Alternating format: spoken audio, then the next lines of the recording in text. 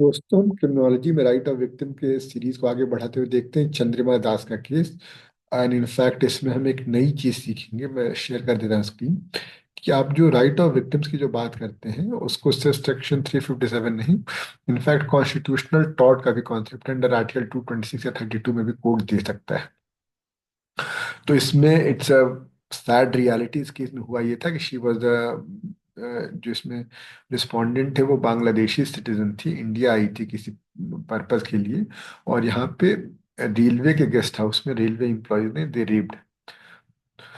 तो इसमें and it's a PIL also, Chandrima Das एक एडवोकेट है जिन्होंने फाइल किया था। तो एक दो कंटेंशन तो ये भी आए थे कि उनका लोकस स्टैंडर्ड क्या है। तो कोर्ट ने बोला कि नहीं, ये पब्लिक इंटरेस्ट के लिए, इसलिए हम हटा देंगे वो ये। बट इसके लिए क्या चीज जरूरी है अपने क्रिमिनोलॉजी सेक्शन के लिए? सबसे पहले यहाँ पे जरूरी ये है, कोर्ट ने बोला। अच्छा, एक और बात, वाइकीरियस लाइबिलिटी वाली भी बात पहले डिस्कस कर लेते हैं। तो यहाँ पे वाइकीरियस लाइबिलिटी क्यों आएगा?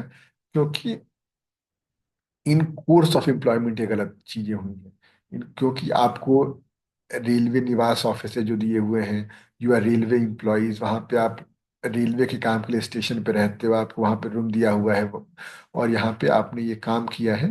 तो इन कोर्स ऑफ एम्प्लॉयमेंट है और इसलिए जो एम्प्लॉयर हो वाइकेरियसली लायबल है। अच्छा, वो सॉवरेन पावर वाला कॉन्सेप्ट क्यों नहीं आएगा? तो कोर्ट ने कस्तूरी लाल केस को डिस्टिंग्विश किया, बोला कस्तूरी लाल अब इज नॉट फॉलोड। तो कोर्ट ने ये कहा कि भाई, running of railway is commercial activity, it's not a sovereign function. भले स्टेट कर रही है लेकिन वो तो एक कमर्शियल एक्टिविटी है। और इस कमर्शियल एक्टिविटी के तहत इनफैक्ट आपको ये पैरा 43 में दिख जाएगा। मैं क्रिमिनोलॉजी वाला सेक्शन अभी डिस्कस करूंगा, बट ये जो कॉमन चीज है पैरा 43 में देखिए। इट्स अ कमर्शियल एक्टिविटी और स्टैब्लिशिंग यात्री निवास at various railway station, lodging और बोर्डिंग फैसिलिटीज टू पैसेंजर्स, ये ऑल्सो कमर्शियल एक्टिविटी है। और ये कोई सॉवरेन पावर नहीं है।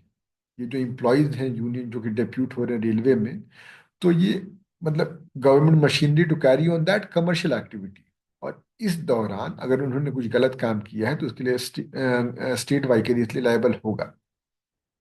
नाउ कमिंग टू क्रिमिनोलॉजी वाला पार्ट, क्रिमिनोलॉजी वाला पार्ट इसमें ये है, कोर्ट ये कहता है कि हाँ भाई, टॉर्चुअस लॉ में आप मांगते तो आपको कॉम्बिनेशन मिल सकता था, अगेन वही एविडेंस अप्रिशिएट करके। बट चूंकि, और ये एक बहुत इंपॉर्टेंट केस है, ये बोधिसत्व केस में ये कोर्ट ने कहा था कि rape violets your fundamental right, ये इस केस में कहा गया था। और इसलिए आप ये समझ सकते हैं कि फंडामेंटल राइट का मतलब हमेशा स्टेट ही नहीं वायलेट करता है, फेलो सिटीजन भी वायलेट कर सकता है। जैसे अगर मैं किसी एस सी एस टी को अपने मतलब कोई पब्लिक वैल्यूज करने से रोकूं तो उसका फंडामेंटल राइट वायलेट कर रहा हूँ। तो कोर्ट ने ये कहा था। अब कोर्ट ये कहा है कि अब कह रहा है कि जो फंडामेंटल राइट अगर वायलेट कर रहे हो, जो कि रेप फंडामेंटल राइट है, तो कोर्ट अंडर पब्लिक लॉ भी, पब्लिक लॉ मतलब ये सब जो आर्टिकल 226 हो गया, या जो मतलब एनीथिंग प्राइवेट लॉ कॉन्ट्रैक्ट होता है, तो अंडर पब्लिक लॉ भी कोर्ट कॉम्पनसेशन दे सकता है। And it is over and above जो सेक्शन 357 में मिले या कहीं टॉर्चुअस लॉ में मिले। तो इसलिए ये उस हिसाब से क्रिमिनोलॉजी और स्पेशली राइट्स ऑफ विक्टिम के लिए इंपॉर्टेंट हो जाता है। और इनफैक्ट आर्टिकल 21 में एक और ये यूज हुआ था, again this is not important of criminology. Article 21 is available to all person, सिर्फ सिटीजन के लिए नहीं यूज होगा, अनलाइक आर्टिकल 15, 16, 19। तो क्योंकि लाइफ और लाइफ का तो हमने बहुत बड़ा मीनिंग दिया, डिग्निफाइड लाइफ, और यहाँ पे पैरेलल भी ड्रॉ हुआ है, वैसे इसकी जरूरत नहीं है। With UDHR, universal declaration of human rights, उसी के तरह आर्टिकल 21 है। तो ये रहा हमारा केस टेक्नोलॉजी के लिए। एंड आई होप आपको समझ में आया होगा।